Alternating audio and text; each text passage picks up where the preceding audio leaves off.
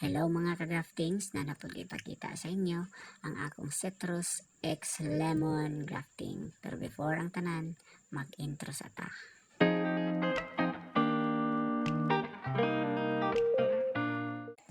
Mga graftings, mo din siya akong Citrus X Lemon.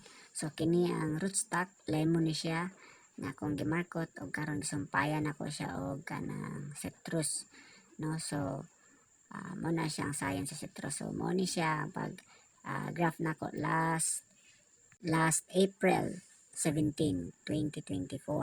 So mo na siya, then after 3 weeks mao ni ang result, ni gawas na yang salingsing. Isa ra gyud ang nagawas.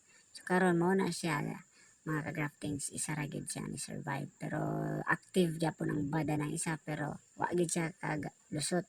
Siguro for me lang, tungod pa siguro sa kabata pa sa iyang rootstock, dili pa niya kaya i-provide og nutrients ang duha ka sayon. So at least sa duha ni survive gyud ang isa, success gyud pud ang isa. So mo na siya karon, ako ang gitanggal ng cellophane. So sa inyo makita, no, success na gyud na siya. Wala lang nako na basta tuhog lang diha kung dili. Mo na gyud na siya ang result. Disclaimer lang, dili ko expert ani. Sadyang hilig lang gid pud ko ma-explore sa new things, learn new things.